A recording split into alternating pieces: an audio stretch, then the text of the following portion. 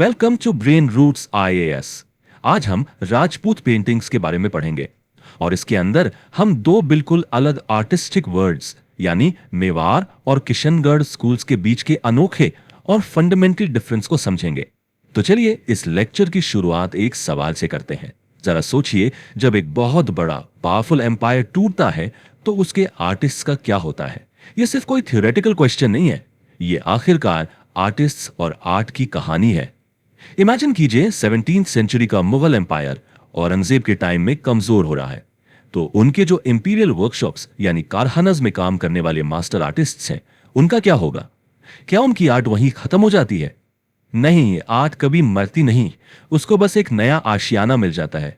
हुआ ये कि ये जो उस्ताद थे, मतलब जो मास्टर पेंटर्स थे, वो मुगल कोर्ट से निकलकर रीजनल राजपूत कोर्ट्स में चले गए। वहां उन्हें नए पेट्रन्स, नए संरक्षक मिले और इस माइग्रेशन ने इंडियन आर्ट को एक ऐसी नई दिशा दी जिसकी वजह से एक पूरा का पूरा नया आर्टिस्टिक विजन पैदा हुआ। और इसी नए विजन को हम कहते हैं गंगा जमनी कॉन्फ्लुएंस। ये एक बहुत ही खूबसूरत मेटाफोर है। ये उस कल्चरल सिंथेसिस को दिखाता है जो उस वक्त हुआ। मतलब इसमें तीन अलग अलग आर्ट स्ट्रीम्स आकर आपस में ऐसे मिल गई, बिल्कुल वैसे ही जैसे दो नदियां मिलकर एक नई और ज्यादा पावरफुल नदी बनाती हैं। तो ये तीन स्ट्रीम्स आखिर थी कौन सी? देखिए, पहली थी द माइग्रेटिंग उस्ताद, जो अपने साथ लाए थे रिफाइंड मुगल टेक्निक, मतलब कि फाइन ब्रश वर्क, नेचुरलिज्म और एक सेंस ऑफ पर्सपेक्टिव। दूसरी थी इंडिजिनस रूट्स, यानी उस इलाके की अपनी लोकल आर्ट स्टाइल, जिसे हम वेस्टर्न इंडियन अपभ्रंश स्कूल कहते हैं। अब अपभ्रंश का मतलब है द डिविएटेड स्टाइल। ये बोल्ड लाइंस, फ्लैट कलर्स और थोड़े एंगुलर फिगर्स के लिए जानी जाती थी। और तीसरी द डेक्कनी कैटलिस्ट। राजपूत राजा जब डेक्कन में मिलिट्री कैंपेन्स पर जाते थे तो वहां की आर्ट से काफी इंस्पायर होते थे, जिसमें एक अलग ही तरह की लशनेस और रोमांस था। इन तीनों के मिलने से ही राजपूत पेंटिंग का जन्म हुआ। अब इस नए स्टाइल में सिर्फ टेक्निक का बदलाव नहीं था, इसमें एक फंडामेंटल फिलोसॉफिकल शिफ्ट भी आया। देखिए, मुगल आर्ट सेंट्रिपिटल थी, उसका सारा फोकस अंदर की तरफ यानी एम्परर, उनकी कोर्ट लाइफ और हिस्टोरिकल इवेंट्स पर होता था। लेकिन राजपूत आर्ट सेंट्रीफ्यूगल थी, उसकी एनर्जी बाहर की तरफ रेडिएट होती थी। उसका फोकस था डिविनिटी पर, भक्ति पर, पोएट्री जैसे गीता गोविंदा पर और फोक मेमोरी पर। आर्ट अब दरबार की दीवारों से निकलकर लोगों के इमोशंस और उनकी स्पिरिचुअलिटी से जुड़ रही थी। चलिए अब हमारी पहली केस स्टडी देखते हैं, मेवाड़ स्कूल। इसे राजस्थान की मदर स्कूल भी कहते हैं क्योंकि ये सबसे पहले और सबसे इन्फ्लुएंशियल स्कूल्स में से एक थी। और मेवाड़ की आर्ट बिल्कुल उनकी हिस्ट्री की तरह ही बोल्ड, डिफाइंट और पावरफुल है, जिन्होंने मुगल्स को एक जोरदार टक्कर दी थी। मेवाड़ स्कूल के एक बहुत ही महान आर्टिस्ट थे साहिबदीन। उन्होंने मेवाड़ रेड का इस्तेमाल किया और ये सिर्फ एक रंग नहीं था, ये एक इमोशन था, एक पूरा स्टेटमेंट था। ये श्रृंगार को रिप्रेजेंट करता था। Now what is shringar? It is one of the navarasas in Indian aesthetics, जो लव, ब्यूटी और पैशन के डीप इमोशन को रिप्रेजेंट करता है। तो ये लाल रंग उस पैशन और एनर्जी को दिखाता है।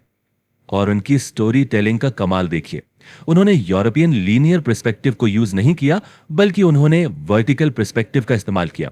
इसमें क्या होता है कि दूर की चीजें छोटी नहीं बल्कि पेंटिंग में ऊपर की तरफ दिखाई जाती हैं।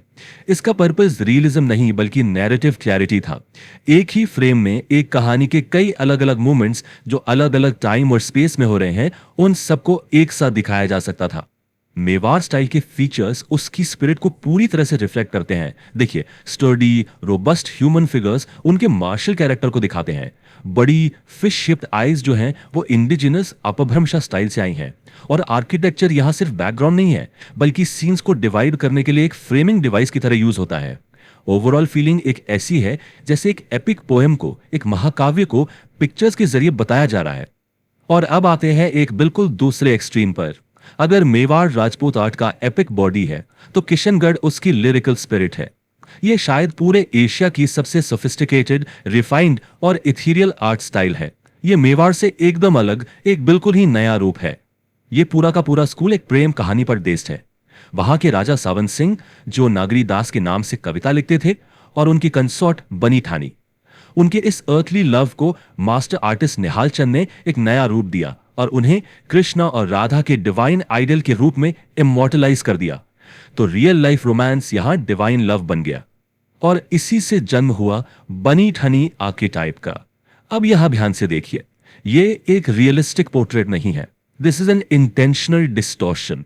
चेहरे को लंबा किया गया है, आंखें लोटस पेटल्स जैसी हैं जो कान तक जाती हैं, नाक एकदम तीखी है। ये सब एक आइडियल ब्यूटी, एक फ्रेजाइल डिविनिटी का विजन क्रिएट करने के लिए किया गया है। It's a poetic vision, not a realistic one. दोनों स्कूल्स का एनवायरनमेंट बिल्कुल अलग है।